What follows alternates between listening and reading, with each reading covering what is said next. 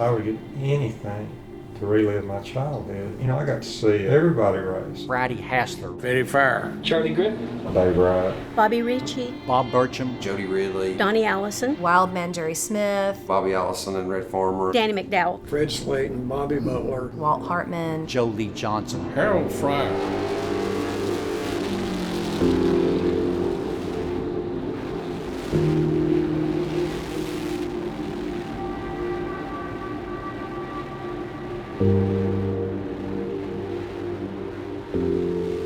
Chattanooga was called the Dynamo of Dixie. It was at one time, it was the 9th most heavily industrialized community in the country.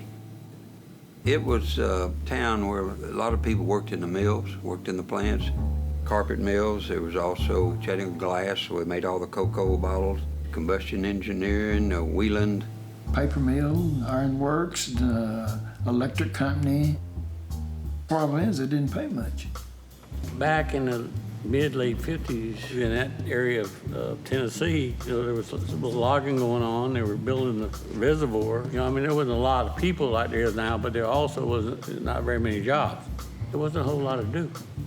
As moonshining became popular, you had another source of income.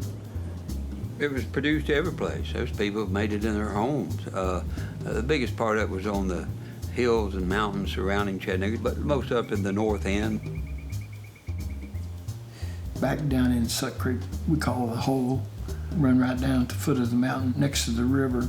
All those people down there made whiskey. They all made whiskey. This would not have been the moonshine capital of the South, but I'd say it was one of the prominent suburbs. The philosophy here in Hamilton County, in my opinion, was we vote dry, but we drink wet. And we were drinking moonshine because there were liquor stores, but there wasn't any liquor by the drink that you could buy a glass of wine in a restaurant or anything. And that didn't come in until 1973. It was the first time that you could have a club that could sell alcohol.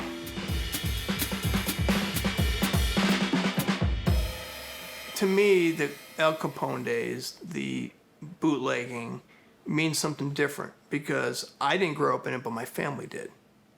Be it right or wrong, be it the fact of do I agree with that concept or not, it's part of the culture.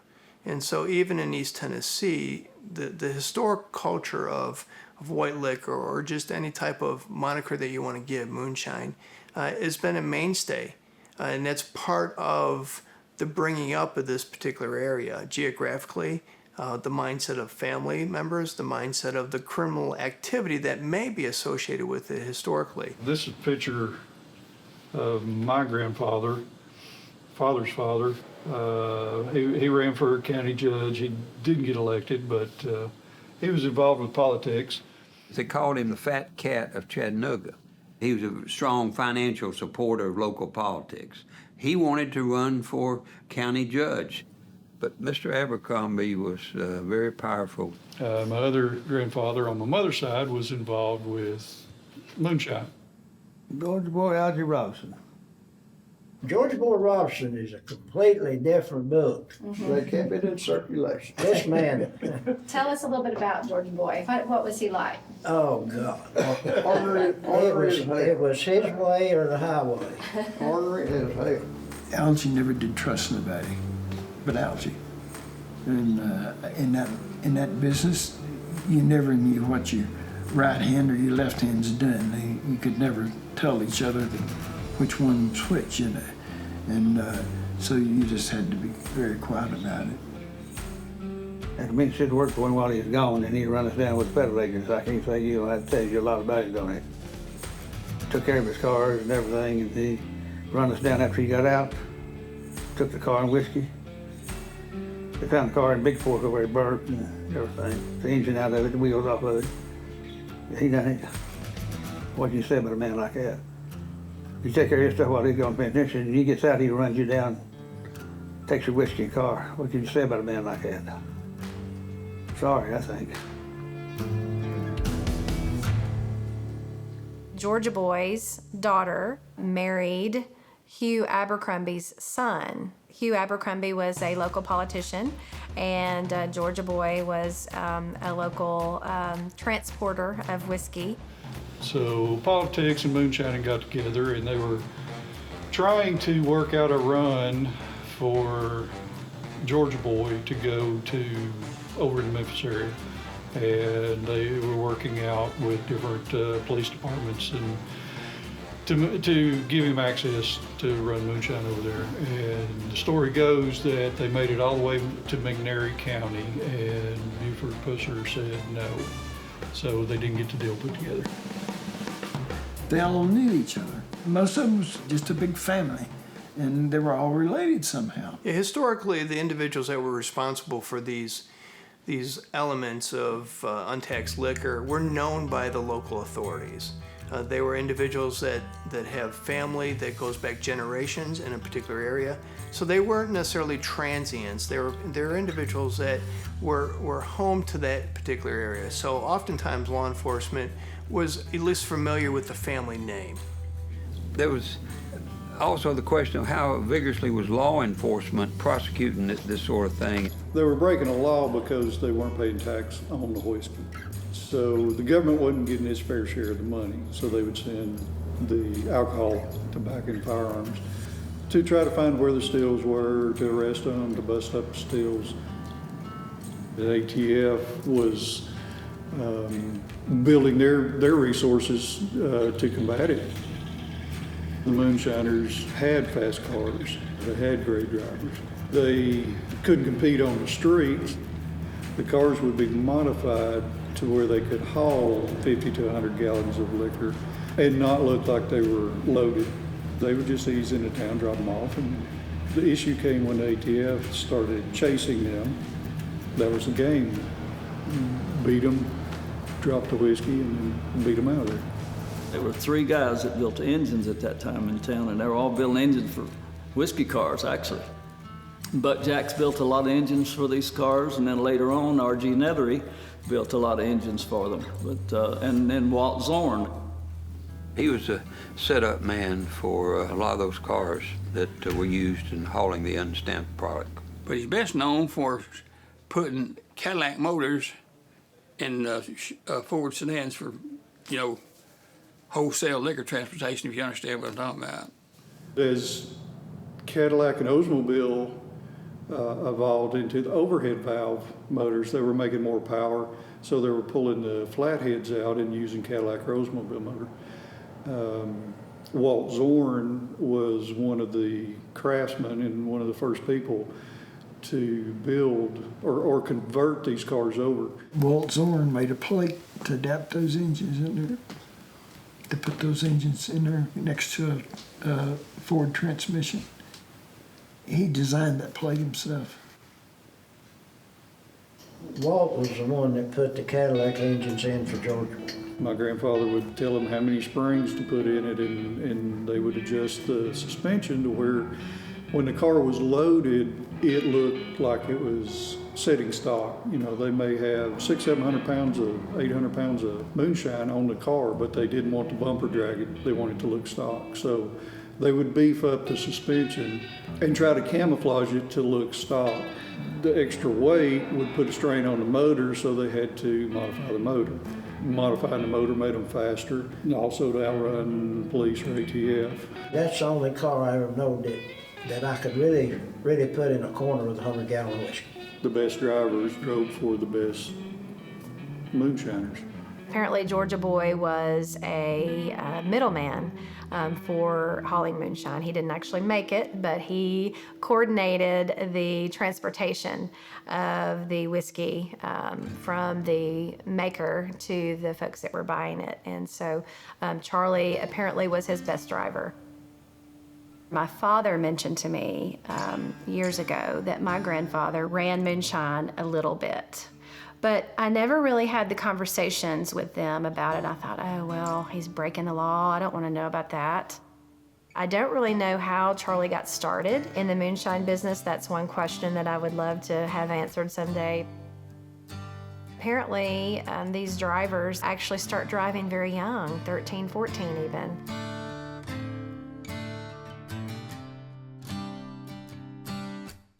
Charlie was kind of like the big guy, I met Charlie in the winter of '49. I was 15, and he had to be about 20. You grew up in the whiskey business, and you wanted to be like Charlie. He outrun the police. He got on the railroad tracks backwards and outrun the police that way. Some of the police officers tell me that he was known for that, you know, playing with them. He lost his father very young.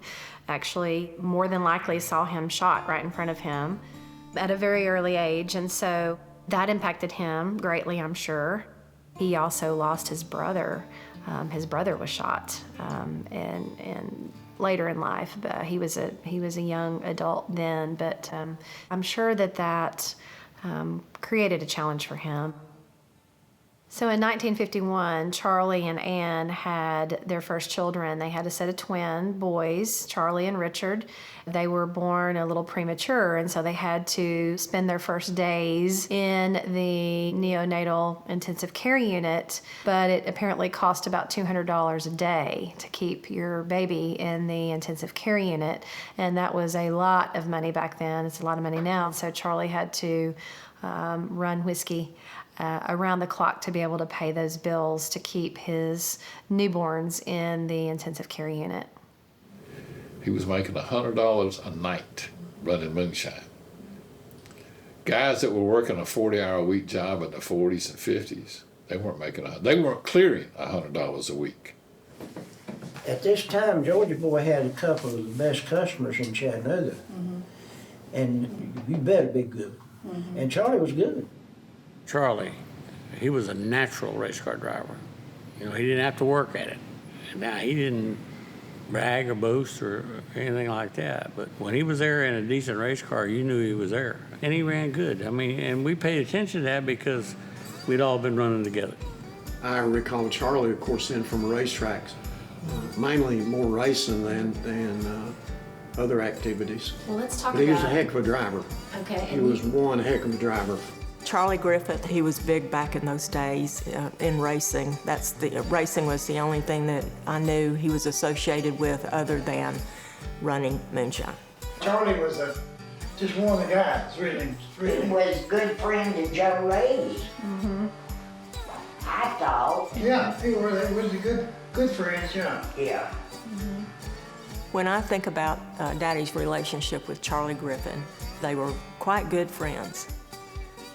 They probably got into a little trouble together. I think Charlie got caught and Daddy didn't.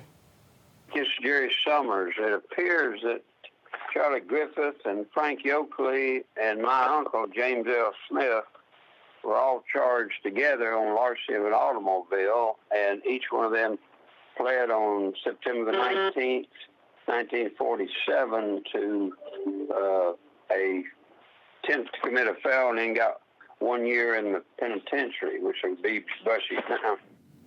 There were a lot of young people that, a lot of things, the mystique of it, the, wanting to do something wild and crazy, and moonshine, driving the car with a souped-up Cadillac engine and a 40 Ford or 48 Ford, 46, 48 Ford, or stealing cars. That was a way of life. Everyone knew that that's where dirt track racing began, was running whiskey and possibly other things. Hanging out down at Bug Jack's garage on South Broad Street, that's where I first saw race cars up close. Everybody knew about Bug Jack because he built the best flathead motors around. I consider Buck to be a genius. He was a very, very smart man. He understood the flatheads and knew how to make them run, and Charlie knew how to drive the hell out of them, and Buck also knew how to make them handle. Charlie drove one of Buck's cars, and Ed Smith drove the other one. No, Jerry Smith. Oh, originally Ed. Did Ed drive? I think so. Yeah, because Ed would be down there quite often. Jerry Smith, his nickname was Wild Man. He deserved it because Yeah, Buck was uneasy whenever Jerry drove. He was totally wild. Jerry wasn't as careful with cars as Charlie was. Wild Man He'd likely hit the wall or hit somebody else, got mad at him. You don't never loan him your spare tire, you won't never get it back, I tell you that. Wild man Jerry Smith. You never knew if what he was saying was real or if he was fabricating it or if it was real and he added a little bit to it. He was an awesome driver though. He could put a car in spaces that you wouldn't think a car would go. Wild man Jerry Smith, he was a lot better driver than people thought he was. Now, he was a con man. You couldn't believe nothing he told you. He was a pickup man for bookies around Chattanooga on Thursdays. He'd go around and pick all the money up for the bettors from the bookies. And he knew Jimmy Hoffa. I mean, he was a true, honest-to-goodness con man. But I love to see it some gonna drive a race car. Wild man Jerry Smith and Charlie drove for Buck Jacks, and also Walt Hartman, which was another moonshine person here, well known in Chattanooga, drove for Buck Jacks early on. As far as driving, I mean racing. They had race cars. Buck had race cars, and they each drove one. Walt was like a second daddy to me. I hauled whiskey for him for,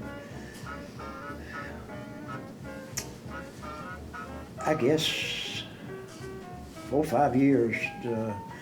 So you'd have to figure how much whiskey I did haul for him.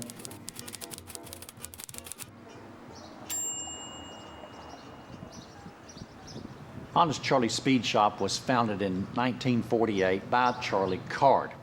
While he was running his restaurant, many of his customers began talking to him about their cars. And because he was able to befriend many of the West Coast manufacturers, such as the Edelbrocks, the Offenhausers, and many of the other icon manufacturers in the early days of high performance, conversations naturally led to, can you get me these parts? Can you get me a camshaft? Can you get me a carburetor? And so Honest Charlie began selling those parts out of the back door of his restaurant. Many of his customers were involved with bootlegging and moonshining, and many of his customers were also involved in law enforcement. So what Honest liked to do was sell those parts, the good parts, to the bootleggers and the moonshiners, and then sell the not quite so good parts to the revenuers. Honest Charlie was involved in the racing community. He had a world record 1939 Ford that was run on the beach in Daytona Beach, Florida. On that, not part of a stock car series, but as part of a speed series. And that car was built by some local folks. Bob O'Gwin did the body work on it.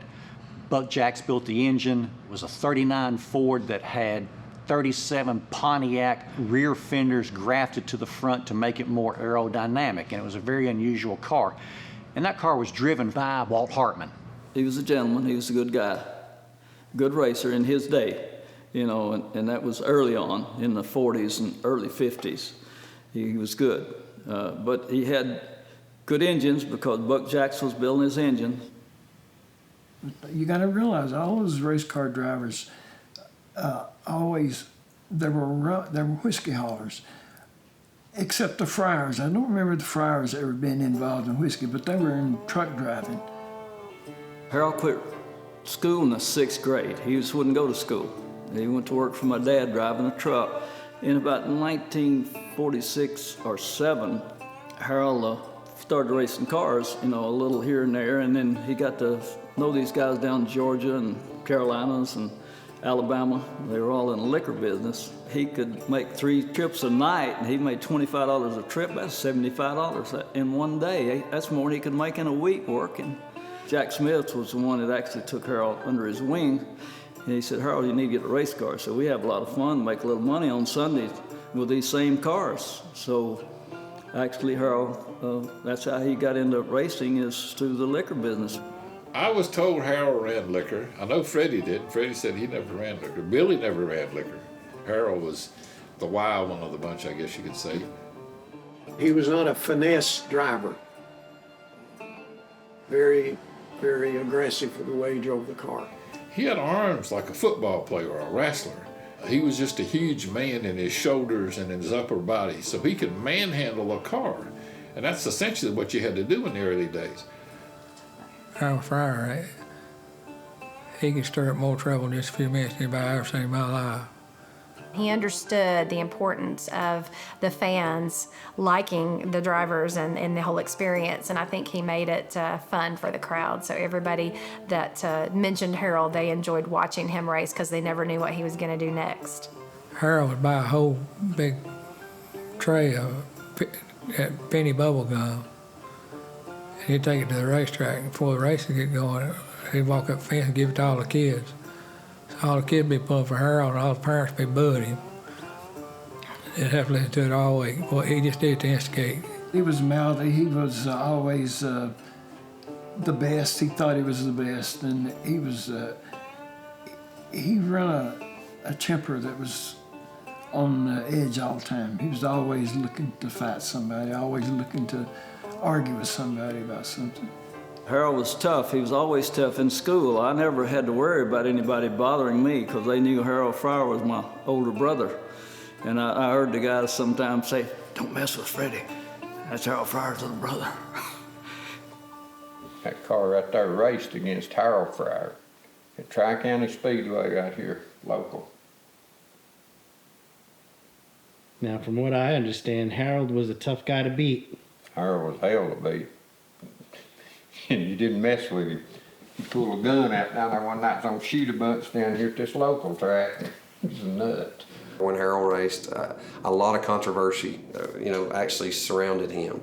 Or followed him, or was in his area. It seemed like at times, and that's what made racing interesting. And I think that's what it was, built on, the competition and the fire built inside us. Harold Fryer and my father were great rivals. I think both of them had enough of each other.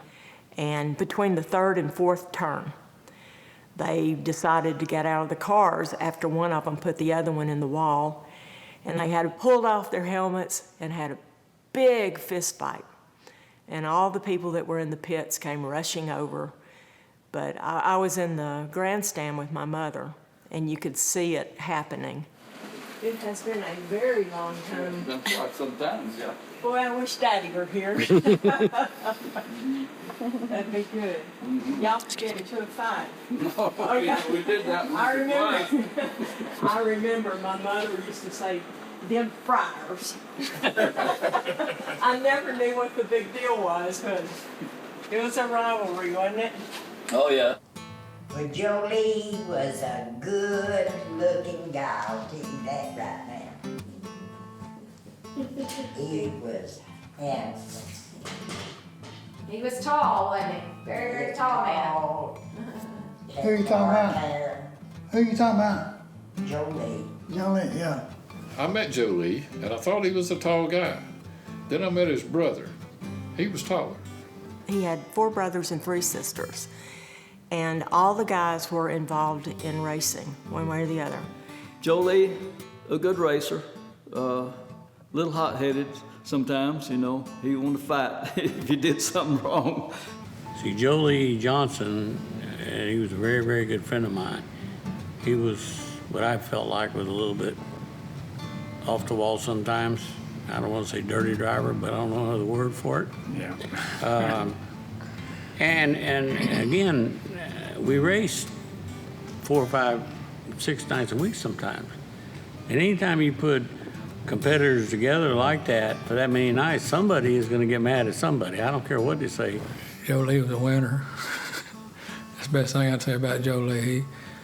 He was a determined individual, and he doggedly stayed after a goal. I learned a lot racing with Jolie. He could get around the racetrack. Jolie was a pretty good race car driver. He wasn't just a run-of-the-mill driver. But I never had any run-ins with him. I raced with him at Smoky Mountain Raceway in Maryville. Jolie was a nice guy, easy to get along with, easy going. Just an old country boy driving a race car. Daddy ran moonshine as well. They would haul it on the back roads during the night when it was really dark. And they were chased often by the police, and they were rarely caught. It's surprising to me that more of them didn't lose their lives running moonshine. All those guys, they ran a little bit of moonshine, but they knew better than to do it every day because if you did it every day, the police would notice you were going up and down the streets every day, and they'd wind up following you. You had to be good to get rid of them. That was hard to do, and that was where they learned to do some of the tricks of the trade. They applied those tricks to the trade to the racing tracks.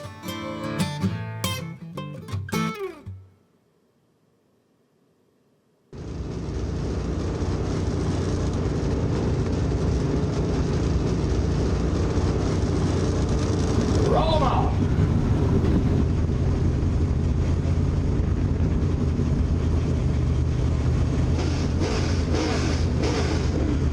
All right, here we go, our first heat of the night. They're gonna fire at the tire and then it's on. Here we go, we're green. John Clark jumps to an early lead into turn one. Greg Tinker says, I'm not having none of that. Here I come back on the bottom. Side by side down the back straight, 2x2. Daniel Bible looking for a way. They're 3 wide coming off of turn 4. Oh, a little contact between Franks and Bible. No harm, no foul. Racing after World War II really came back into popularity. And it was anybody that could doze a circle in a cornfield or build a track where the racers could come every weekend. Anybody that could promote a race could have a race. You just had to get the racers in and you had to advertise it to get the people in. It just proliferated everywhere. And one of the things that people found out was that, gosh, half-mile horse tracks make great automobile racetracks. The first racetrack to actually open was a little racetrack next to Lake Winnipesaukee Park. It was a little quarter-mile flat track. They only ran about 3 or 4 years. They had had racing in Augusta and Savannah before the war, in Knoxville also, but not in Chattanooga other than at Warner Park on very special occasions. So your race drivers really developed themselves at these little hole-in-the-wall racetracks that were going up everywhere. Warner Park was kind of the Cadillac of the racetrack, so they all wanted to run there. And I don't know when Alton Park was built, but it came in also. It was not a very good track. It was a dust bowl because it wasn't clay. Then from Alton Park, Mr. E.A. Boyd in late '52 built Boyd Speedway just across the line. It was part of his farm, but he built it in the Georgia part, but he advertised it as being in Chattanooga. Mr. Boyd was probably the best promoter in the area. I mean, the man really promoted, and well, tickets were $2. yeah. And To they, get in. I know Five to get in the pits.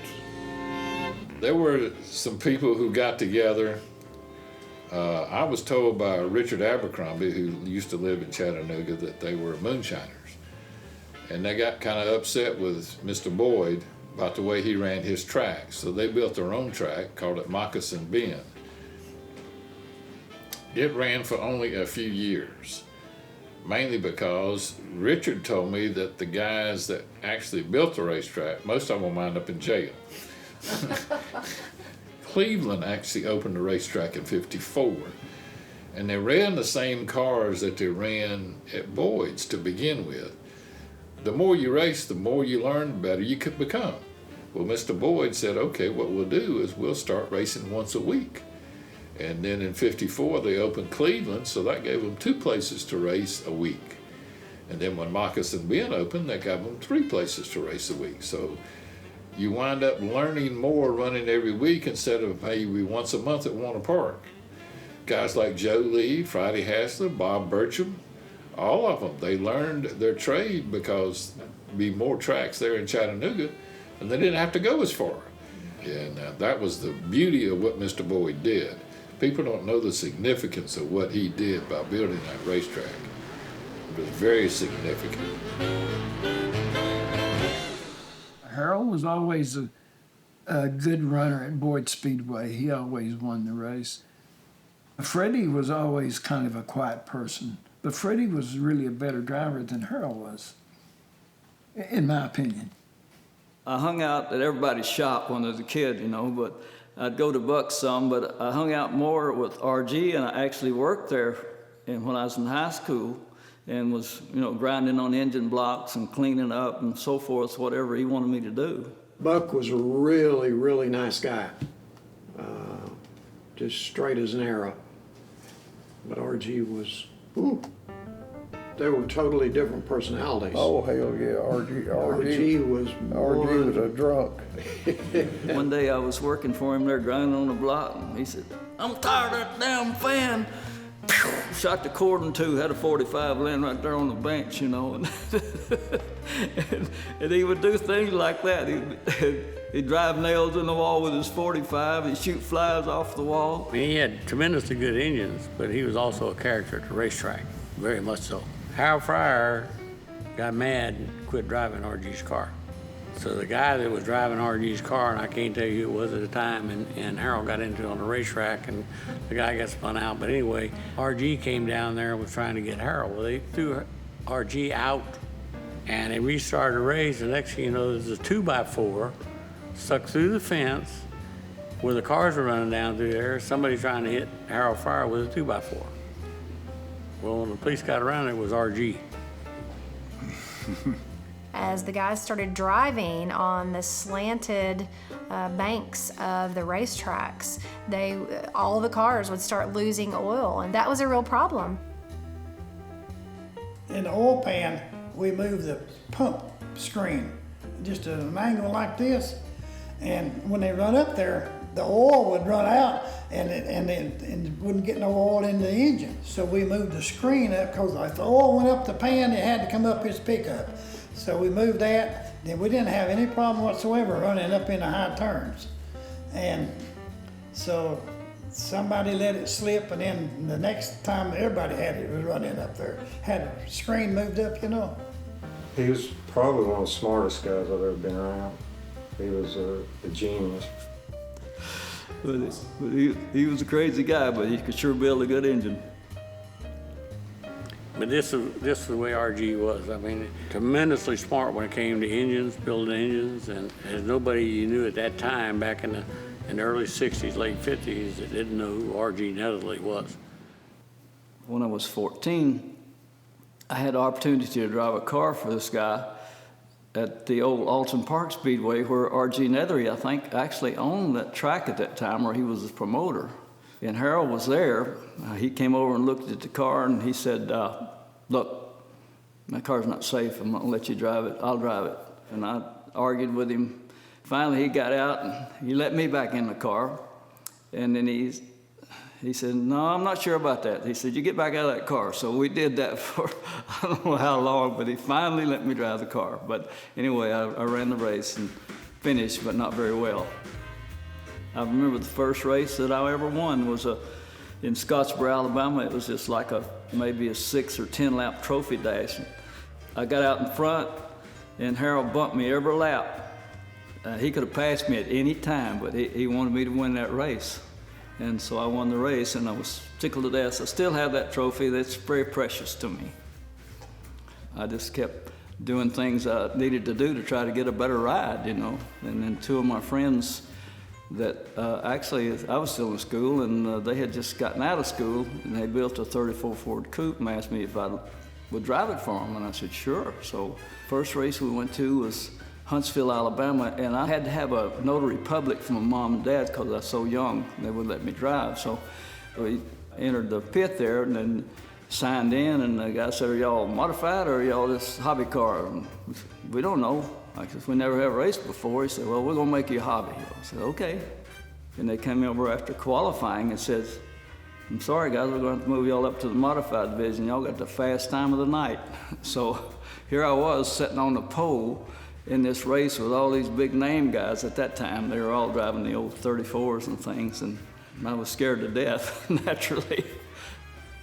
I led the race for quite some time, then one of the big guys got by me, and I ran second until the last lap coming off of turn 4. One of the other competitors spun me and turned me over, and I rolled down the track and still finished second and rolled across the finish line, yeah. So,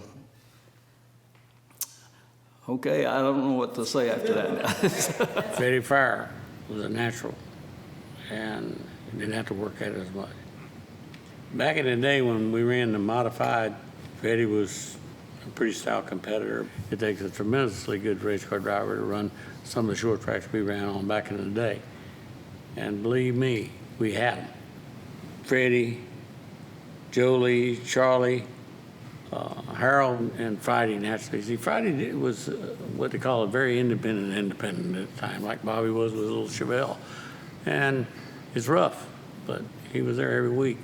When Friday first got started driving the boys, I stood there in the pits and watched him go around. I thought, He couldn't win a race. he won't never make it. He hit everything but the goddamn infield. And then he got good. Friday Hassler, to me, was a self-made race car driver. His natural ability was not as good as some, but his determination was way, way, way bigger. He went to a soapbox derby race here in Chattanooga. He got a kit and built his own soapbox. He almost won the whole competition his first time there. I think he just developed a passion for it. Friday was real quiet. He didn't talk a lot to anybody, but he was a good guy. He was a good racer. At first, of course, he wasn't. He was like most everybody when he was a rookie, but at one time there, he learned a lot real quick, in his career, and he got to be really good. You know what got him good? And I was fortunate enough, as it turned out to be part of history. Friday had been running close to the front, had spun out with just 2 or 3 laps to go. Buck gets his stuff loaded up, and he comes over, and Friday's hooking his car up. He walked over to Friday, and he said, "Son, I don't want you to take this the wrong way. I've watched you race. You got a good car, but you're not doing right. You're trying too hard to steer the car to keep it to the inside." He said, "Just give it its head." That was on a Friday night, and so help me, the next Friday night, guess who won the race? He listened, and he took advantage of the man's experience. Once he got things going, Friday was one heck of a racer. Friday was really competitive. He won some, but he always was in the hunt. Qualifying, heat race, semis, no matter what we were running, he was in the hunt. Just went after it. Friday was not a natural. And this is my thinking. I totally agree with that. He was around 20 years old when he started, and he just kept working at it, and got better and better, and started traveling and won a ton of races on the short tracks all over the Southeast. Friday, he'd go anywhere and run. He wasn't maybe dominant in a lot of places, but he was there, and he ran, and he worked at it. See, Friday has the people that work with him on his engines, but he did the majority of it himself, and he was very, very knowledgeable. His engines ran really, really good, and they didn't blow up. And he lived with that race car. When he was young, he went into the National Guard, and they sent him to school. He did all of his suspension. That's where he really had everybody beat, was on the handling of the race car. It's where they were at a race in, I believe, Birmingham, and the Alabama gang was there, and Dad beat them pretty bad, and they protested. And the engine had parts from different engines, and like the pistons were all different. It was stuff that they had just thrown together around the shop, that everything was mixed matched, and they threw the money down for the protest and said, if he can beat us with that. Friday Hassler probably was in control as much or better than anybody. He didn't do things stupid. I can tell you that for a fact. And that's why he won like he won. At that time back in the day, see, we didn't run qualify, sit on the pole. We ran by points. He started in the rear every night. The racers here were just phenomenal. And iron sharpens iron, so if you were going to win, you had to beat the best. Billis, we Hey, have a Millis, question. you're feeling better. You're feeling better? Quite a bit. Good, I'm We glad. have a question. I'm gonna ask it this way. Where did Friday get his nickname? Okay, I've heard two different tales about it. But the one that I heard was at school. He did auto mechanics at Kirkman High School, and his auto mechanic teacher called him his man Friday. Because you remember the Friday, you know, on TV, what's his name? My Girl Friday, wasn't it? No, it was man. Oh, was it? Yeah. Okay, yeah. Well, what's the other story you heard? Let's see. I can't remember the other one. Every Friday night, we had quite a circuit of pretty good race car drivers. The next year is when things got tight. That's when Bob Burcham showed up, and the #1 sedan. That was Bob Wright, the chief mechanic, Bob White, the owner. We had quite a time that year. Bob won quite a few races, outrun Bobby and myself quite a few times. I first got started in racing with Bob Wright, and we run modifieds right here in Chattanooga. Bob Wright had a little old garage over there in the alley off the main street. A little two-bay garage he worked out of. And he built some awesome race cars out there for a while. He worked for R.G. Nedley. He worked for Buck Jack. He built cars and engines for race car drivers all over the Southeast. Bobby Ritchie won a bunch of races driving for him. Freddie Fryer drove for him some. Jolie Johnson, Wildman Jerry Smith. He made a list one time, and there were about 40 drivers that he had built cars for. Donnie Allison came to town. They built a 58 Ford. Donnie and Bob built it. And they won a bunch of races with it. Donnie was the only one that actually lived here. Of course, Bobby would come up to race. Donnie drove for Bob 2 or 3 years. Joe Lee came to him on a run at Lakewood Speedway. They was having a 50-lap race at Lakewood early in the season, so Joe Lee got in the car and went down and won a 50-lapper. So in the middle of the season, they had another 50-lapper. Joe Lee got Bob, and they went down there and won it. At the end of the year, they had a 100-lap race.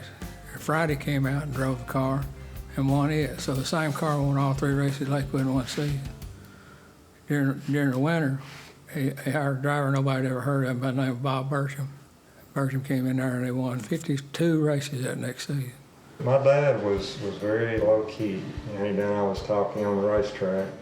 The first race he ever raced, he built a car and didn't build it very well.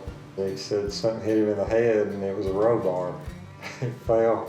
Oh gosh. It fell, hit him in the head and he just grabbed it and threw it. And but that was his first race, but obviously he got a lot better. He owned we call it a junkyard, but now they call them used parts. He'd work, come home, take about a 20-minute nap. We'd all eat. They'd go out in the garage and work till, say, 11 o'clock at night. And then on the weekends, you'd be gone all weekend racing, drive the truck. I just don't know how you could do that and keep it up. But he loved to race more than anything. He was one of the best around here, in my opinion. He was my hero. He always was. It's great. The racers were the main attraction. People wanted to come see a Joe Lee Johnson race. They wanted to come see Charlie Griffith race. Bob Burcham, Freddie Fryer, Friday Hassler. They were the attraction. They were bigger than life. The best thing could happen to me in my career was starting out racing with drivers like that. Yeah, it was great proving ground for us. Because on any given night, there was one of probably 6 or 8 guys that could win the race. Joe Lee and Charlie and Harold, myself, we could go anywhere and win. I think the Chattanooga guys could beat them. Anytime they come to the racetrack, you knew you had to beat them to win. Maybe not every day, but they was tough competitors. But I can tell you from my own past experience as racing with other guys, it was fabulous. Couldn't have been any better, couldn't have done any more to help me make my career where it was.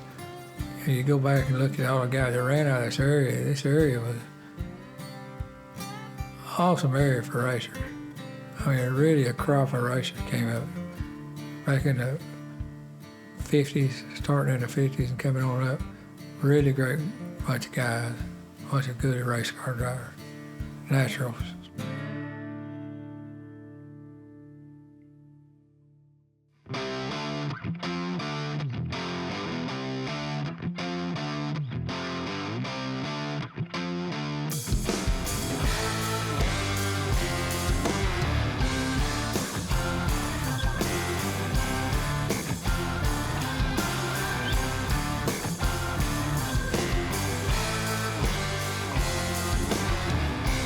NASCAR came in when Jack Smith came in. They valued organized racing, and any weekly racetrack was organized, but they did not value the idea of a company in Daytona telling them what they wanted to do on Friday night. Most of the racetracks in the early 50s started a point system with the idea there would be a champion. You had to be a NASCAR member to actually garner the points. If your track was sanctioned by NASCAR, you had to be a member. Not because you would get the points, because you could not race if you were not a member of NASCAR if it was a NASCAR track. That was one of the problems they had. Money was everything then. We didn't have it. It cost $25 to join NASCAR in 1952. It cost $2 to get in the pits. And it was still like that until 1965 in the Grand National Division. When Mr. Boyd built the Speedway, I don't think he intended to build it as a NASCAR track. Bob Burcham's brother Joe sanctioned a 300-lap race at Boyd's, trying to help Bob win the championship because he was in second place behind Bobby Allison. He was hoping with a 300-lap race he could get enough points to be able to outpoint Bobby. Yeah, it had to be 1960, the first of 1960, because what happened, Bobby's leading the modified special points and Bob Burcham's second. Well, Bob White decided that they were going to win the championship. So he said, okay, we're going to lease Boyd Speedway and run a 300-lapper and pay triple points. Well, see, at that particular time, Bob was an almost sure bet to win the race. His car was better than everybody's except my new Coupe I'd built. So we went to Chattanooga to Boyd Speedway, and I think that particular race, we tied fast time, me and Burcham. We started side by side. The race paid $2 a lap to lead, a 300-lap race. I let Burcham take off, got the green flag, and I beat him to the first turn. And I was leading the race, and I lapped Bobby. I stuck 2 fingers out the back window, letting him know I was getting $2 every lap, didn't I, Bobby? Yeah. And I led every lap before that race. And Bob Wright didn't get to win his championship, Bobby won it. But anyway, this is the way we race. I mean, this is what went on. See, Bob White wanted Bob Burcham to win that point championship. And how many car owners would rent a racetrack and pay a triple point race to try to do that? Yes, yes.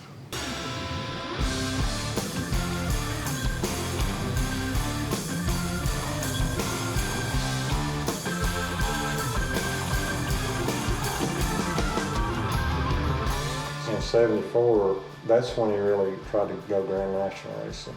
The guy came to him and wanted to know if he wanted to try it. He said, yeah. That was his goal, to get that was everyone's goal back then, to get to Grand National. So they tried it for a year. I forget how many races they ran. They ran quite a few, but the guy, he spent $100,000 for everything. That was, of course, they only had one car. That was for the car, the motors, everything. And my dad sold his junkyard, and he sort of went all in on this deal himself. Basically, after it was over with, he's close to 40 years old, and we were broke. At that time, it was hard to get back in racing at 40 years old, because he had to quit really sort of early, because he had hurt his back real bad in probably early 60s. So he sort of started over and got into buying an old house and fixing it up, selling it. Ended up with a little bit of rental property, and but was never the same after that. Really, he was a different man after he had to quit racing. I thought that I would be 10 years old forever, and my dad was always going to race, and it was just going to be, I never dreamed that, you know, that's just the way life is. I mean, it's just the way it evolves, and it changed my life too, because I loved it so much. I liked it myself, but I enjoyed his racing way more than mine, but it doesn't even compare when he was racing. I would love to go back to that. I'd give anything if I could race against my dad. I really would, but I never got to, so.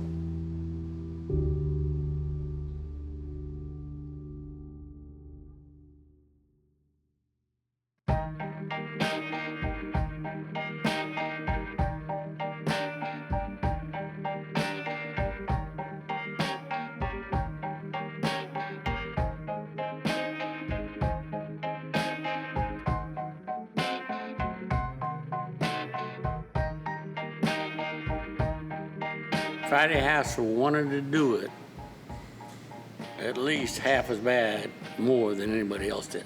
And when you showed up, that 55 Chevrolet was there, he was going to win the race. When he was running full-time NASCAR, there was a race in Pensacola, Florida called the Snowball Derby. A lot of the NASCAR guys would go to this race. He didn't win the first year. I'm not even sure if he was there for the first one. But the second one, he won it, 1969. Now I'm trying to get fast enough to make that race. It's a neat heritage, a lot of history there. In Junior Johnson's car, Friday actually won the race at Bristol, which Charlie Glotzback got credit for. But Friday drove like 300 something laps because Charlie got sick in the car. Friday got into it and actually won the race. Dad had finished 16th in points in 1971 in NASCAR, and he won the race at Bristol, but he didn't get credit for it because he relief drove. That car hadn't won that year until Dad got in it, and it really got the attention of Junior Johnson. Junior and Dad would collaborate, and they were working on the handling and everything for this car. He was very fast that year at Daytona. I mean, it would have been a done deal, I'm sure, had Friday not got killed. Right. Don't doubt it a bit. Yeah. Because Junior liked him that much.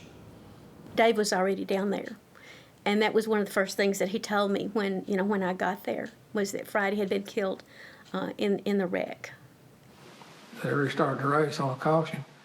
After caution, and he went on the outside of Richard Petty, went down that corner. I mean, just drove down in there. I stopped, got cold chills. I stopped, said, Friday, get it. I mean, literally said, Friday, get out from there. Because he's up against the wall. Went down the back straightaway, and one fools had restarted that race on a flat tire. Caught a big melee on the back straightaway. He didn't make it back around.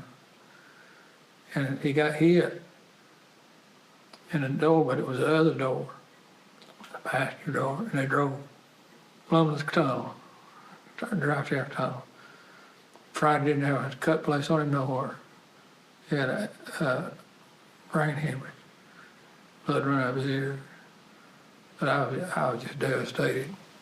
When he went out, started 20th, in 17 laps he'd come up to 5th place. So he was moving pretty good. And at that time, they would start 60 cars in the qualifying race. And there was a lot of rookies in there that shouldn't have been there. You could buy a car that week and try to qualify. The guy that hit him in the crash, which was a 13-car pileup, was a rookie, and he was told, if there's an accident, head for the accident. By the time you get there, it'll be moved out of the way, which is true in the turns at that steep banking, but not on the straightaways. And then that guy hit him at full speed. He said that was a loss, not only because Friday was a good driver, but because he was such a good person. A whole lot of people didn't know nothing about that. That kind of stuff like that, they keep quiet. They don't broadcast it out to the news, you know. And but they don't want people to know that their guys are getting killed on that racetrack. One year I was down there for the 500, and I had found a video of the crash, but it had left out some of the parts that are on the recent YouTube video. And it was confirmation of what people had told me about the accident. It was pretty dead on of the actual events that happened. And when the YouTube video came out, it was pretty graphic. It showed pulling him out of the car and a lot of blood, and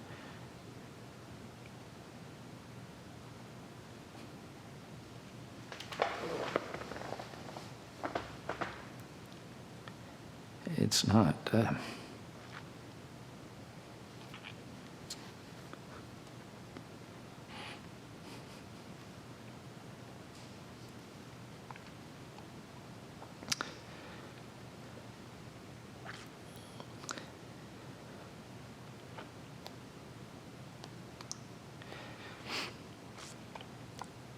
it's not every day, you know, you can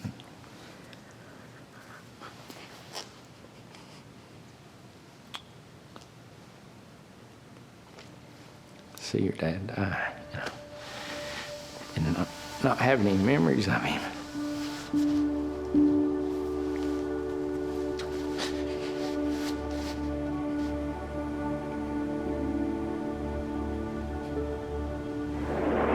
Suddenly, the specter of tragedy steps in from the wings.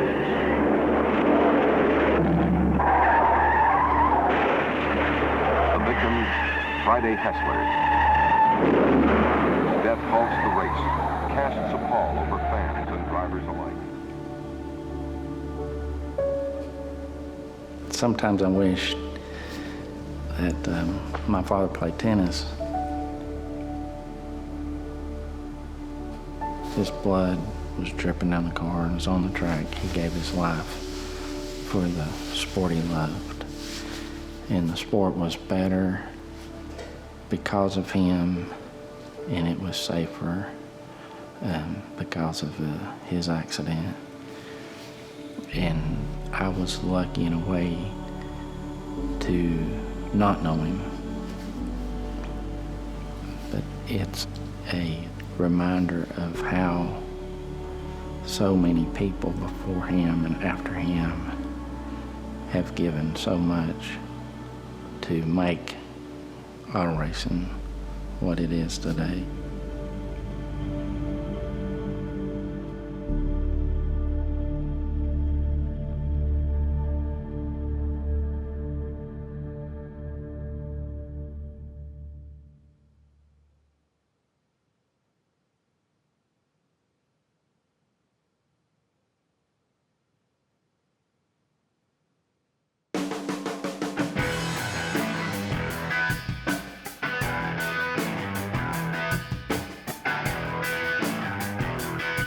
Joe Lee did try to run the beach when he ran off the end of the track and wrecked, but he wasn't hurt at all, but it did tear his car up pretty much.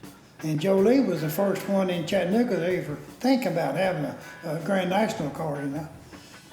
The Grand National races started just overwhelming the races here in Chattanooga. We did run the convertibles. The same car, just unbolt the top, and you had a convertible.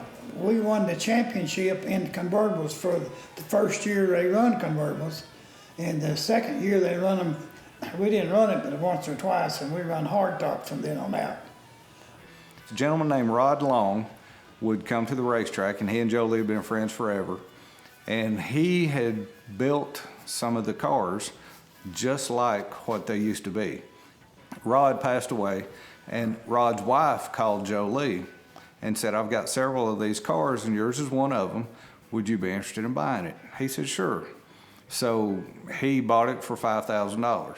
We were in Pigeon Forge, at Floyd Garrett's Muscle Car Museum, just walking around, and I ran into Floyd and we started talking about it, and he said he would love to have it there. So it's been up there probably 7 or 8 years now. His greatest accomplishment in NASCAR was that he was the NASCAR convertible championship winner. And secondly, he won the inaugural World 600 in Charlotte, North Carolina. That was the first race that was ever held on that track. A rocket explodes to announce to the world that an unusual race is about to start. The first annual World 600. As cars come off the fourth turn, they let go. They're passing the point of no return. It wasn't a race, it turned out to be an obstacle course. Bunky Blackburn in car 64. Richard Petty in 43. Arnie Gardner in 24. Bunky Blackburn fights the rail a third time. Jeff Gates, car 23, explodes into the fourth turn rail. 38 cars still run out of a starting field of 60. The surface there wasn't prepared good, and they didn't have, they didn't have the money to finish paving it, and they put the primer down, and that's what we ran on. And it dug holes down into the gravel, and I ran 3 windshields on my car to keep from the rocks going through, and there so many rocks hit the windshield that I got where I couldn't hardly see out of it, and I really was going to stop and take one windshield off, and so I could see better, but I never did that. I finished the race just about blind. Jack Smith takes a needed break for gas here in the 301st lap. It looks as if Smith is way toward winning the first World 600 thriller. People were hitting the potholes. He said their cars were coming apart. They were blowing tires and wheels were coming off, and he said, I just thought that's not very smart. As Smith goes back in, Joe Lee Johnson in car 89 moves into second place 5 laps behind him. It looks like gasoline leaking out of Jack Smith's tank. Jack Smith had the race won and knocked a hole in the gas tank and done everything to try to stop it up and couldn't do it. Joe Lee Johnson speeds by and takes the lead. Joe Lee Johnson is a 30-year-old mechanic, currently 15th in Grand National point standing. He has come up all the way from his 20th starting position to number 1 right now. The white flag says 1 lap to go.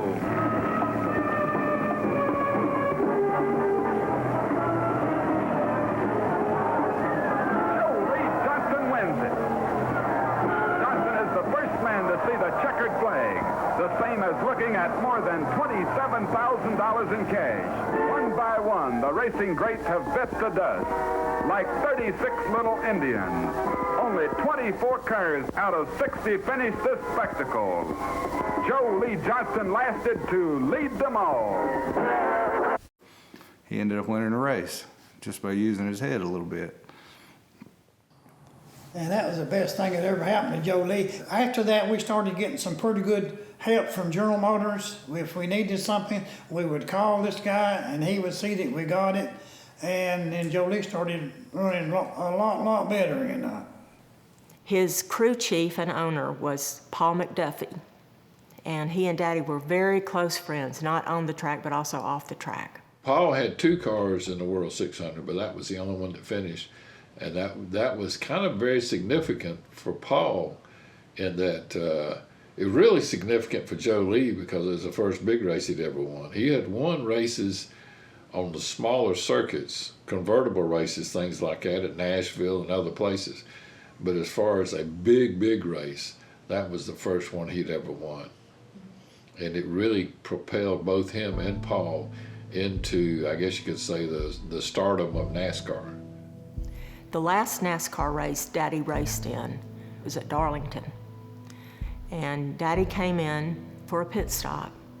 And just as he was taking off out of the pits, a car, one of the race cars, wrecked and flipped over on its top, and it slid into the pit wall. And part of the pit wall blew off into the pits, and it killed Paul McDuffie. At that time, they had seemed like concrete block wall, maybe. And when they hit that wall, that stuff's just like a shotgun shell. And he was one of the people that got killed. I think there was 3 killed in that accident. And my father saw that happen in his rearview mirror, and it just devastated him, and he withdrew from the race. And I didn't realize it until not long ago that he left the racetrack, and he was in shock. and he was found walking 6 miles away from the racetrack. Jolie just wasn't the same after that. And he said that he quit racing NASCAR because he said his heart wasn't in it anymore.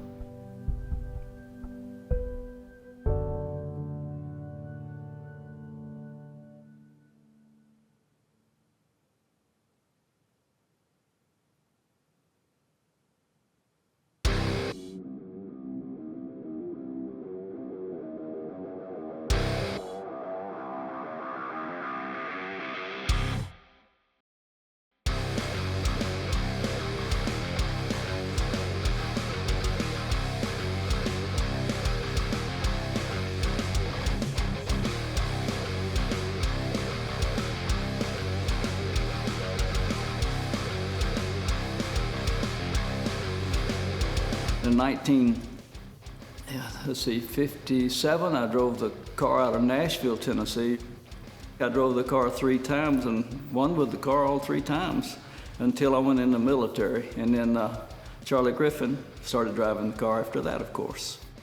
Nashville on a Saturday night, and Charlie ran really well in the 14 car.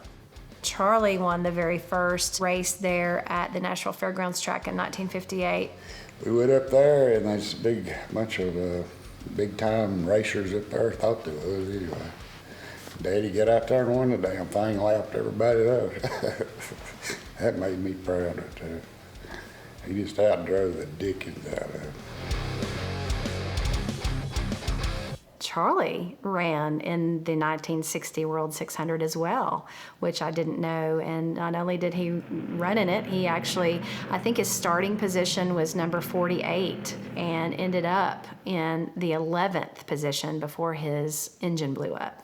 He could have been right up there with Jolie, which would have been pretty amazing as well. 1959. That was the first year they had the track in Daytona. Well, that was my 3rd NASCAR race, and I was there when Lee Petty supposedly won the race.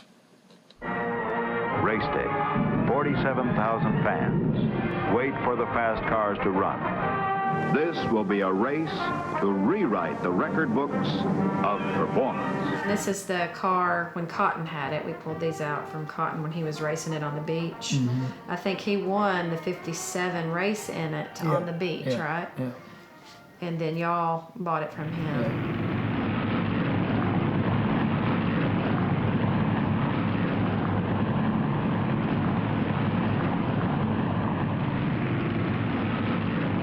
The race is on. 142 miles an hour. Well, Jolie Johnson was the one that told him the car was available. He just made the story so good that we went up there and got it. He took the car down to Buck Jack's. He set the car up perfect. When we built that car, we had to buy used generators parts. That's a good example of just how good Buck was in building engines to put a motor together that would run Daytona, against guys who were noted engine builders for that period of time.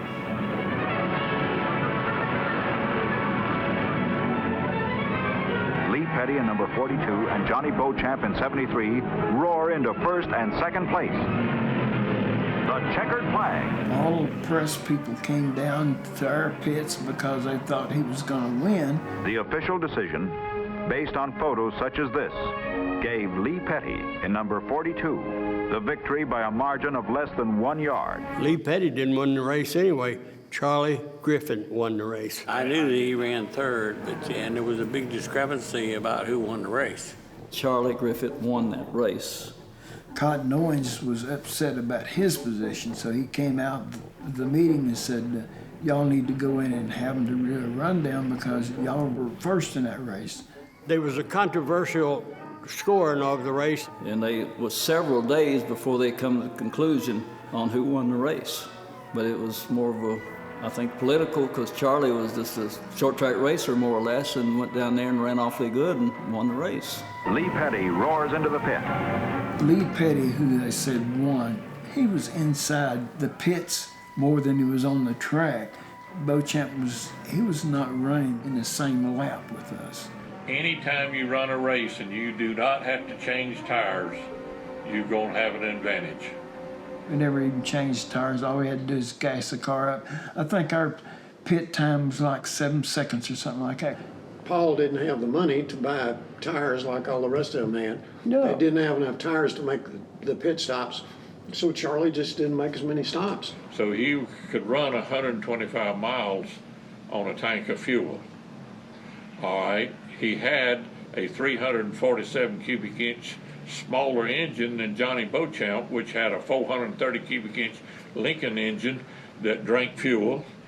And Lee Petty had a 394 cubic inch Oldsmobile that would drink more fuel than a 347 cubic inch motor. If the 57 Pontiac Charlie's was anywhere close to running speed-wise as those two cars, then yes, he could have won the race. I don't think that there's that much difference in the speed of Charlie's car and Lee's Oldsmobile and Beauchamp's Thunderbird for either one of them to get a lap down from each other unless something happened that we don't know about. Because the cars was fairly equal. I don't believe they'd be 2.5 miles behind without either the caution coming out and doing it or something else that caused it. 1 minute and 4 seconds to change tires and refuel. Why do you think they didn't give him the win if they thought that he did?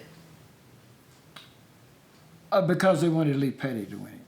With it, a new track, a big super speedway, first of its kind, I would think that they'd want a big name driver to win. All those guys had started him. You know, who's ever heard of Charlie Griffin? They went for the guy that had been with them the longest. Lee Petty had been with him since about 1950. Number 48, Joe Weatherly, is a lap behind. Charlie had a lap on him, but it didn't get scored that way for some reason. Charlie actually won the race. Yeah. But Bill Sr. was not going to let that happen.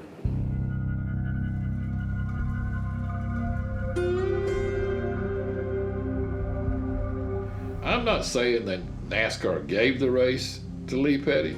All I'm saying is the biggest problem that day is they weren't organized enough to really keep up with whether Charlie was ahead of those two guys.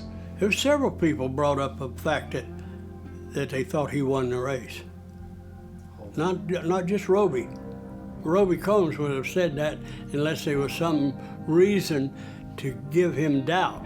He knew something that he didn't like. Because he was as good as any of them. Racing is the only sport. We don't know who the best driver has ever been.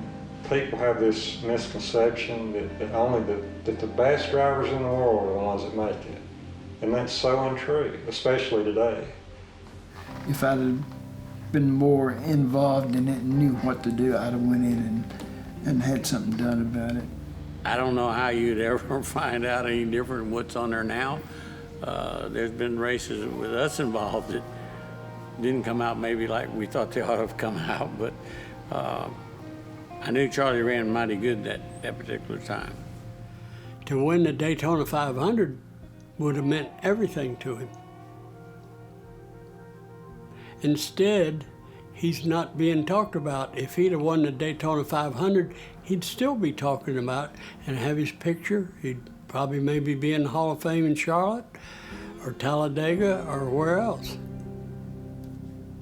That's that little 2-letter word, if.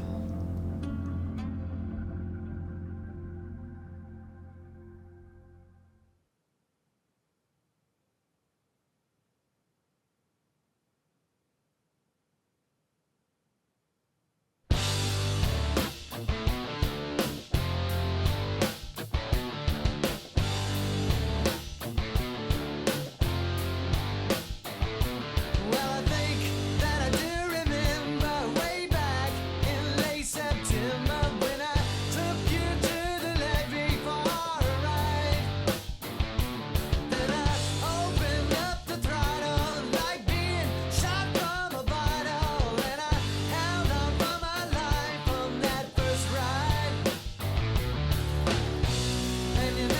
Harold had gone to the beach in 1948, and he blew an engine. He didn't get to start the race, so I always wanted to go there and run because we had gone there every year since after the war.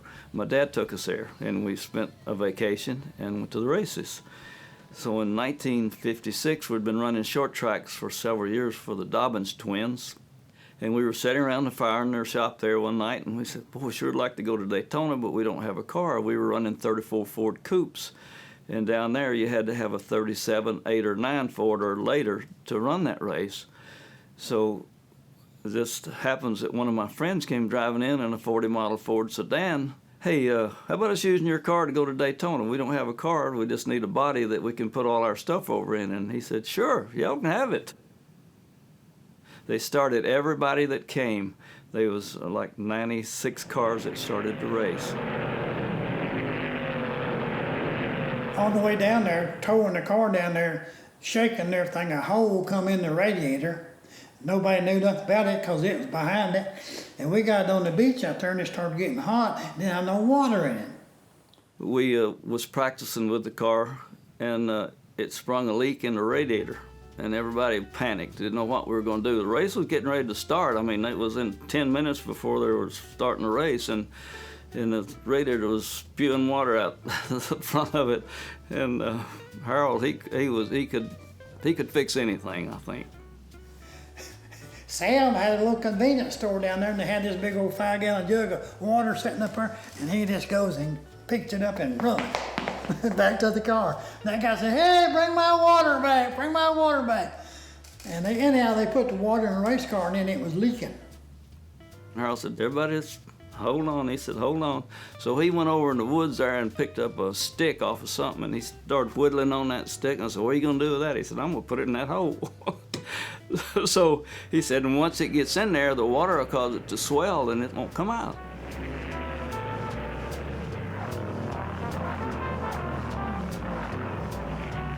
We started 32nd and wound up finishing 12th, which was respectable, because we didn't know what we were doing, actually. We just knew that we wanted to go and race on the beach.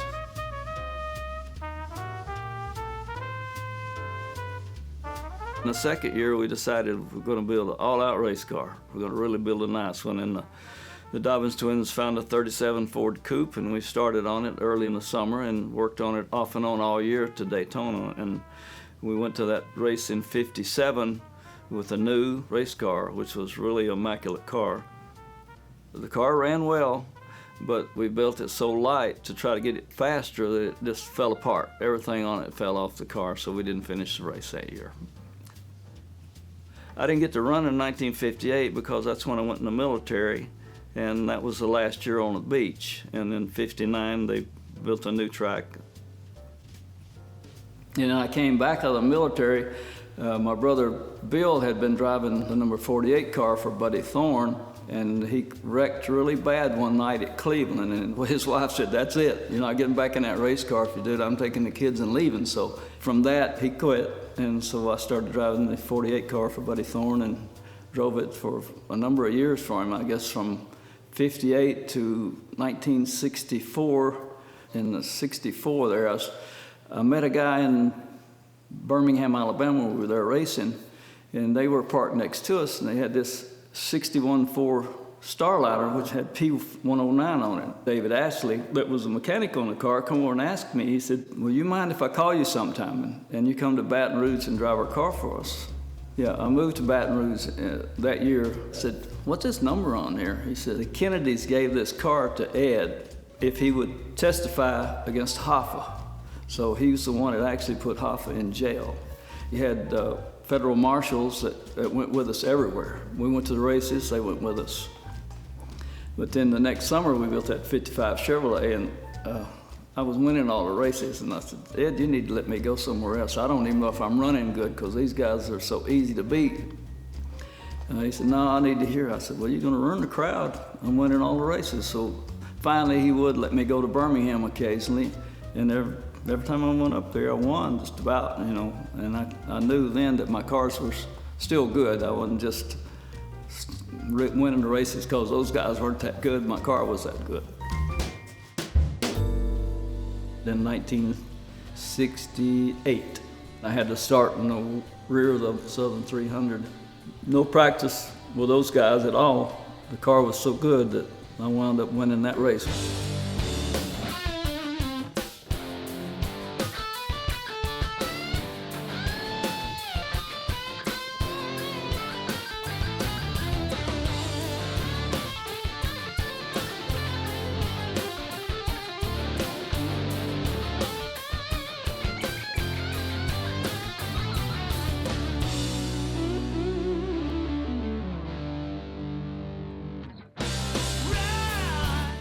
I guess maybe the next one was winning the Snowball Derby in 1979. You know, for the first time, it was such a thrill. It's a tough race to win.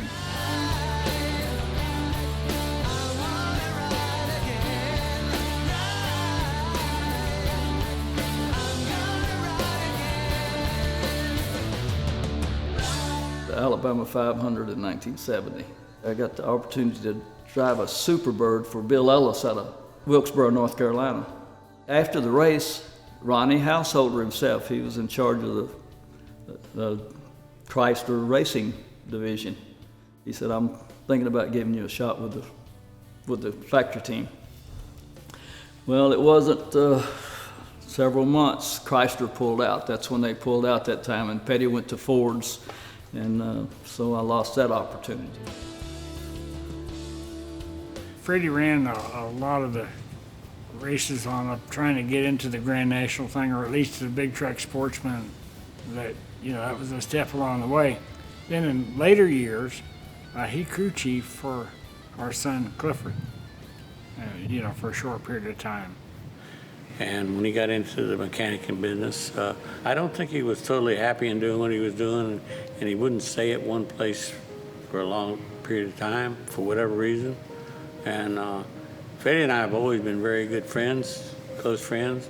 But that was the one thing that, to me, you know, I think that hurt his racing career a little bit. Maybe it didn't. I don't know. I mean, that's just a matter of my opinion. But talented race car driver, very talented. In 2004, I had one of my friends call me from Petty's driving experience, wanted to know if I wanted to come be a driving instructor. After that, I worked for some teams off and on, short track teams and so forth from time to time. And that's kind of what ended up my racing career.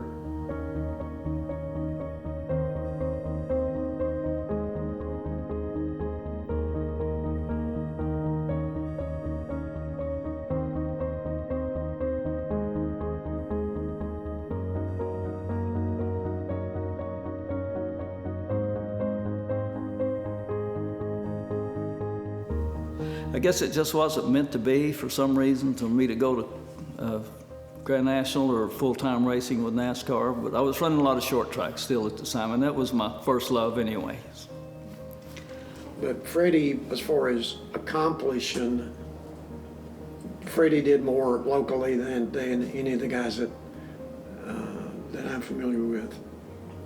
I'm sure that I could have made more money doing something else. I enjoyed it so much that the money just didn't matter. As long as I had enough to pay my bills, which I did. I won enough races and did well that I could afford to keep on racing. I had a lot of help if it hadn't been for manufacturers, but of course if you don't run up front, you don't get all that help, because they, you know, it gave me cars, they gave me engines, they gave me parts, and therefore I was able to race for a long time.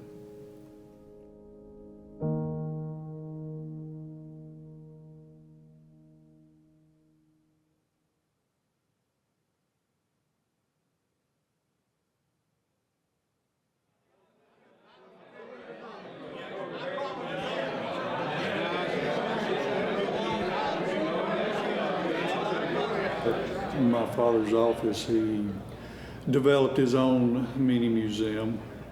Over the years, he was involved with racing, and as a driver, he attempted to drive. He said he was a better owner than a driver, so he owned several cars. Joe Lee Johnson drove for him, Friday Hasslers.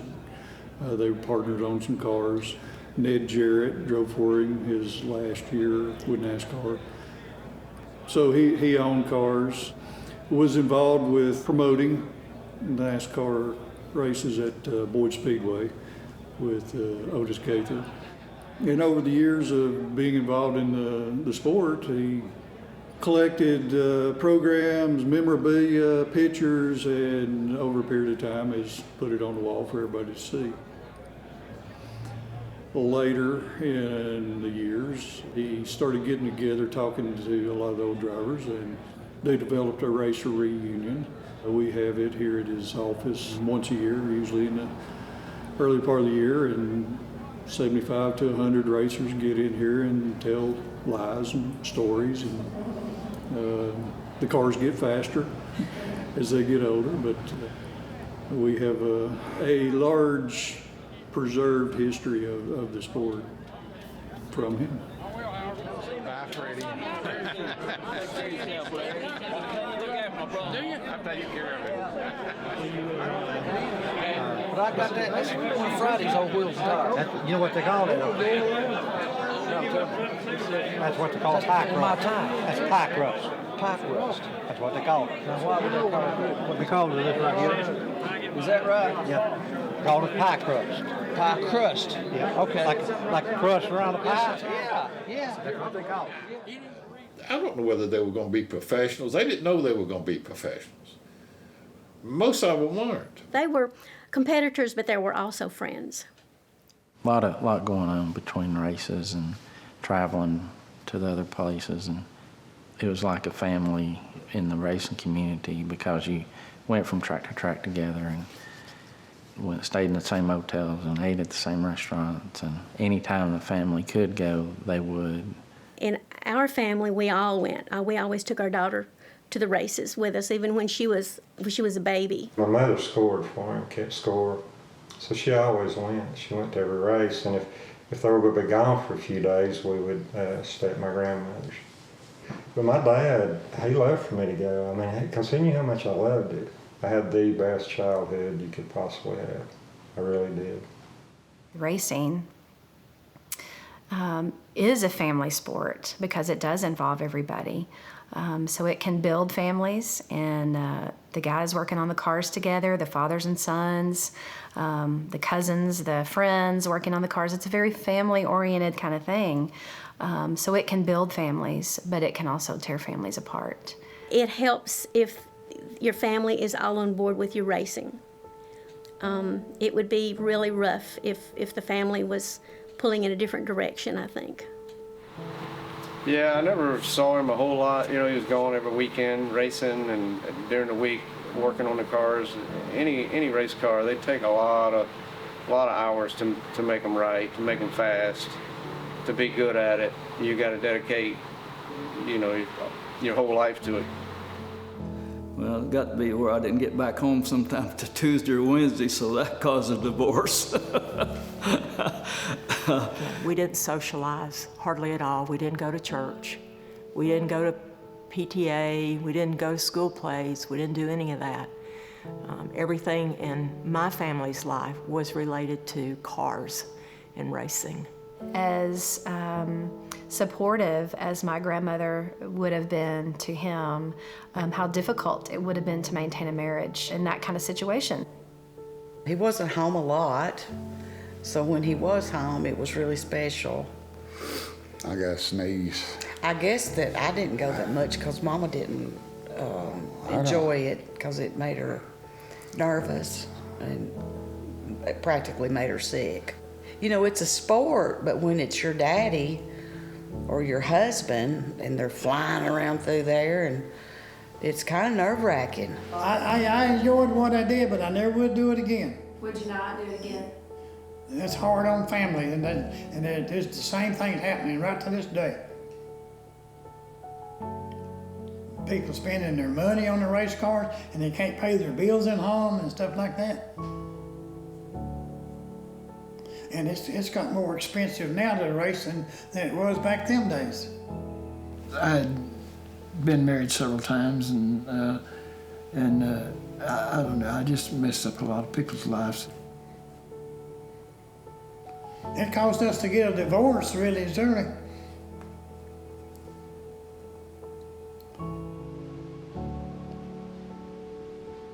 if I had those days to go back over, I'd definitely do them different. I don't think I could have done it because they really, their husbands were not around very much. They couldn't help them with their children. Although the guys were, in many cases, good providers, it was the women that were the backbone of those men that really made sure that they could do what they wanted to do and fulfill the passions that they had with the racing. I grew up around racing as a kid. My dad, Q-Lin Skunk Corbett, a lot of these old timers know. It's my first time down here at the reunion, and get to talk about my dad, which he passed away in 1984 when I was 13. So he was a real racer back then in the 60s and 70s. And that's how I got into racing. It's all in my blood. It's just something you don't ever get out. He's had to do a lot through the years on his own. I mean, build his first car on his own. And I mean, it is emotional to go back and, hear that, what all he done. But the outcome, he's done great for himself. And like I said, it's been thick and thin. Yeah. But I don't want him to quit. I want him to go on and fulfill what his dream, what he wanted to do. Yeah. And it's a passion. It is. It really is. And it's not only his passion, it's your passion. It's a passion, yeah. Oh, I'm Yeah, it's an emotional, but like I said, it's happy memories and sad memories too.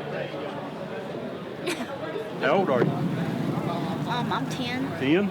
You like racing? Mm-hmm. Do you? Yeah. Who's your daddy? Well. Is he here? Yeah. Yeah. Does he race? What's he drive? He drives a dirt track. Dirt track? Yeah. Yeah. You drive a go-kart? You got a go-kart? You don't race? No. You want to race? Sure. Do you? You need to get you a go-kart. Yeah. Tell your dad to get you a go-kart, start letting you race. Yeah, I've been wanting to go. 10-year-old, you need to be going. Dear Holy Father, we ask your blessings on us tonight. Protect all of us, our drivers, our crews, and our fans. Give us good, clean racing in all classes. Lord, we especially ask you to watch over our service men and women, wherever they may be, standing in the gap for us, so that we may do what we do here at home and what we love. All of these things, we ask in your Son's name we pray. And everyone said, amen.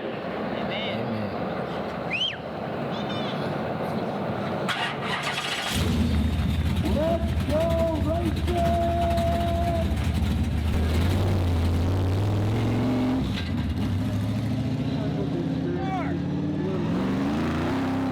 53 years ago, I came to this racetrack, stood right down there in the middle of the infield, and met Bobby Allison. He stopped, patted me on the head, knelt down beside me, and said, "Hey, you come to see some racing, young man?" I said, "Yes, sir, I did." He said, "Well, I think you're going to see it tonight." That was 53 years ago. That was my very first race, and I've come full circle. Now I am the voice of Boyd Speedway. My name is James Moore from Chattanooga. Grew up in Ringo. My grandfather was Wildman Jerry Smith. He ran around here and just about any place that would let him in. He used to race a lot for the Wright brothers down in Tunnel Hill, and little Dave was nice enough to let me borrow his number here, this 1A car. 49 years old, just got out here for the first time, so I'm ready to race. Wish my grandfather was still around. I know he'd love to see me in this thing, but that's life.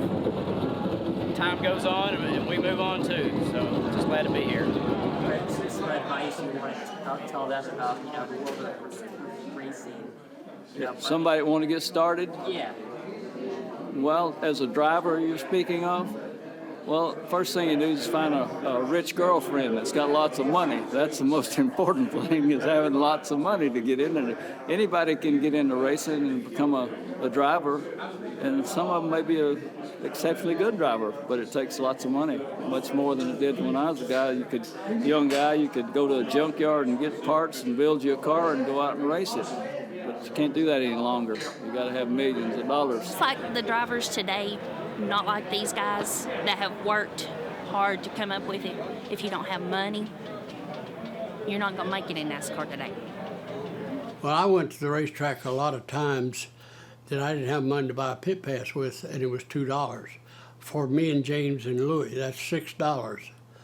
And I'd tell Mary Bruner, I'll pay you after the race. And it was unbelievably a struggle. Today, a hard card's $3,400. Plus you got to join NASCAR before you can even buy the hard card. So the difference in money there, you can see, is huge. Do you think technology has sort of maybe hurt the sport at all? I think politics has probably hurt the sport more than anything, as far as it's about money. Like I said, the sponsors and who you know, and most of those kids that are up there today didn't get there from being a great hard driver. They got there from their grandparents or their father or somebody having money, and that's the part I don't like to see. But I think, if you don't have the talent, no amount of sponsorship or money that you throw at it, that eventually, it's not going to work. It was harder to race, I think, back then, as far as being able to work and put the money in it, or man-made. I mean, a lot of the stuff that we buy now that's manufactured, they built with their hands back then. Whether it be control arms or front ends or car parts, any of that stuff that they did was a little bit harder. You just couldn't go buy, and so that was what I always admired about those old racers. Charlie, Joe Lee, Freddie, Brian, all those guys. And at the time, you don't realize who they really are. They're just guys your dad's racing against. And then when you get older, you realize, these guys were all great. All those guys, they could have been that close to being household names. Friday Hassler was on his way. Friday was a great driver. He was going to make it, and then he got killed. Friday impacted many, many people outside of his family, and so his death was very, very tragic. It would be wonderful to know where Friday would be today had he not been killed in that tragic accident. My father was never ready to retire. He said he just wasn't getting any younger, and that Ronnie was too good of a driver. So at that point, Mother and Daddy leased Cleveland Speedway and ran it for a number of years. But eventually, in 1980, they purchased the racetrack and they promoted it.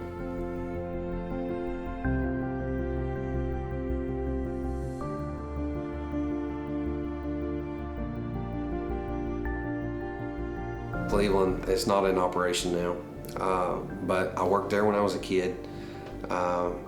First place I ever raced. First place I probably remember, I think that was one of the first places that I watched a dirt race. The Cleveland Speedway, today it is sitting down there with the weeds growing up and kind of looks like a junkyard with the tractors sitting in the field, and it's very sad. But if we don't love their tracks, if we don't support the racing while it's going on, those tracks will continue to just fade away.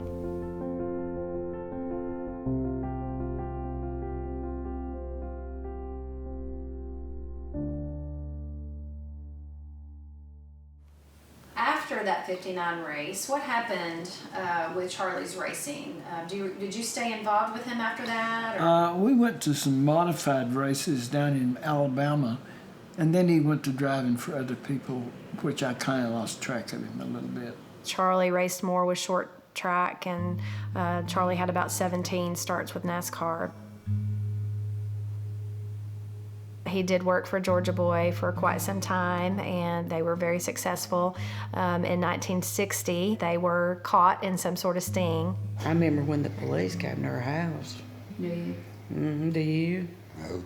And tipped on you? You don't remember that? I wasn't there, I don't guess. Mama, she sent us outside, or sent me outside. That was when they told him, you know, if he would turn them in, if he would tell them what they want to know, that he wouldn't have to go to prison, but that they were going to get him for conspiracy, and he was going to serve time. Yeah. And he told them to go to hell. He wanted them to rat on some people, and he wouldn't do it, yeah. And that's how he wound up in prison, because they didn't have any evidence on him. They could never catch him, but they figured out that they could get him for conspiracy. And now we fast forward to 2015, where it's time for Harold Pryor to be inducted here at this Georgia Racing Hall of Fame. So we now welcome up Freddie Pryor to accept, on Harold Pryor's behalf, the induction here at the Georgia Racing Hall of Fame. Give it up.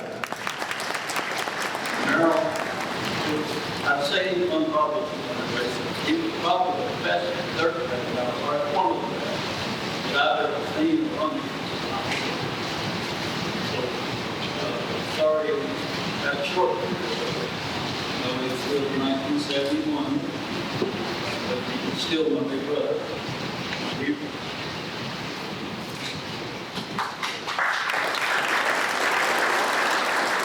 As I was walking in the door from Jackson, Mississippi, 2 or 3 o'clock in the morning, we came back after the race, and the phone ringing, and it was my brother Bobby, my younger brother, that Harold was racing the same night in Gadsden, Alabama. He got killed earlier that evening, and I was there racing, and they had called me several times, and they finally told me what happened, and of course, right away we showered, packed clothes, and headed to Chattanooga. Dave's dad might have been at that track when Harold died, and that was just a freak accident. Harold Pryor, I'm sure, was one of the guys that caused these guys to rise to the top, trying to beat him, and I know that my dad was really tore up when Harold died. It was right before my father's death. He loved racing, and of course, it was hard on everybody for a while, especially my mother. And Harold was her number one son, you know, and he was the oldest and took care of all us other boys.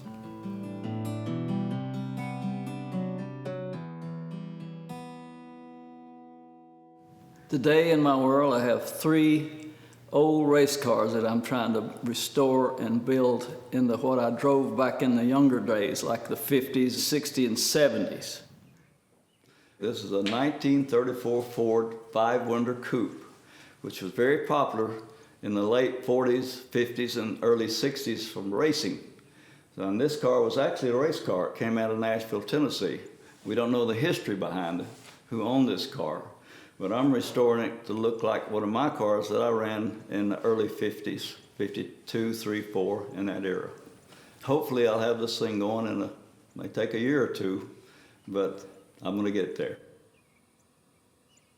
This car is known as a Midwest Modified. They have 3 classes of these modified cars, and this is the lower class one because I'm repairing this car for my grandson, Jared Pryor, to get some dirt track experience, which is very valuable to a racer for car control. As you know, the dirt tracks are always running sideways and backwards and every which way, so it's very important that he get that experience, because he is running super late models in the Carolinas with a lot of NASCAR races, and of course he's trying to get up to the next level like all the kids are, to the big boys.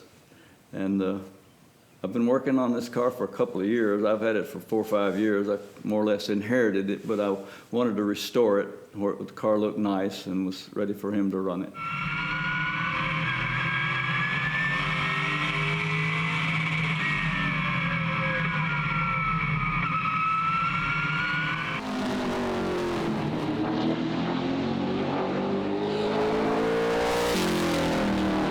My granddad, Freddie Pryor, inspired me to go race and fill his shoes. And then my father, Mark Fryer, inspired me from the hard work he put in it. I saw into my racing when I started, and then being behind me every step of the way. You got to really put in a lot of time if you want to be a racer. It's nothing easy about it. So it's almost like your obsession. It's more or less it was, yes. I was really obsessed. I was obsessed with winning. I hated to lose a race, and I won my share of them. Didn't win them all, but I won 26 feature races, yes. Hey folks, if anybody's interested, Freddie Fryer is here. Come on up and see him, get your autograph signed. You're very exceptionary. No dictionary can define what's genuinely indescribable. Very exceptionary. No ordinary phrase can capture you. Now some might say that you're tremendous. You are so much more stupendous, so magnificent, so magnanimous. If we voted, it'd be unanimous.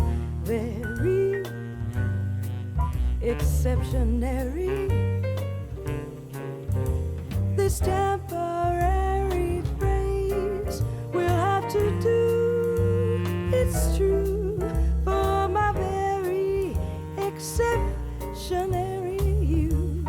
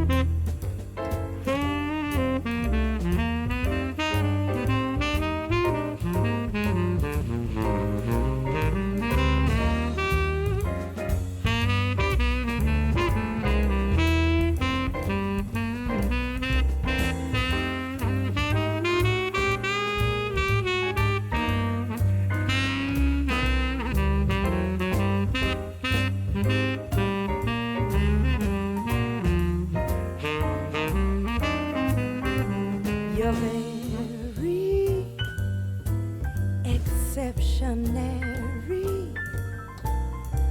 No dictionary can define what's genuinely indescribable. Very exceptionary. No ordinary phrase can capture you. Now some might say that you're tremendous. You are so much more stupendous, so magnificent, so magnanimous. If we voted, it'd be unanimous. Very exceptionary. This temporary phrase we'll have to do. It's true for my very exceptionary. For my very exceptionary you.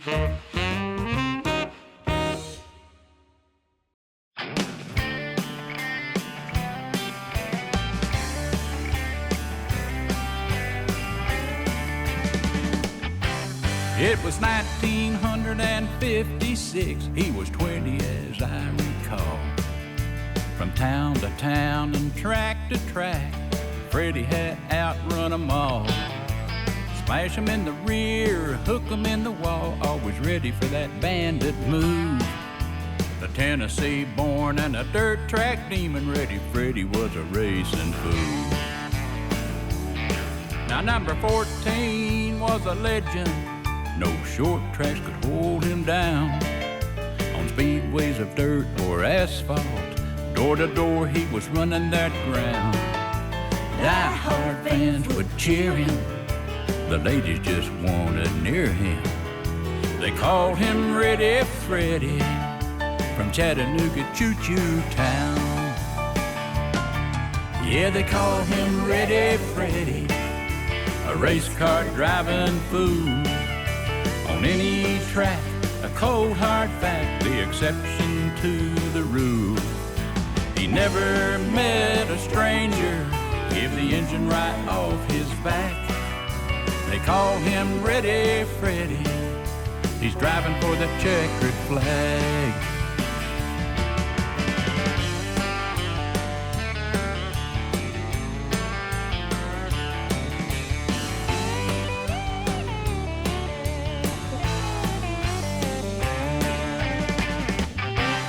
I'm talking about Freddie Fryer, Mr. Friendly to a lot of folks. That boy could turn those lefts so fast, it's almost as if he floats. Now I'm glad I could write this story, 'cause there's a whole lot more to be told. 'Cause Ready Freddie, the Bayou Bandit, won't stop until he's cold. Yeah, they call him Ready Freddie, a race car driving fool. On any track, a cold hard fact, the exception to the rule. He never met a stranger, give the engine right off his back. Bush and Earnhardt better get a good start, and look out, Kyle Eugene Petty. Yeah, when Freddie smokes them tires, the race is on. If you can't outrun him, boys, you better get out of the way, 'cause Ready Freddie is hunting that checkered flag.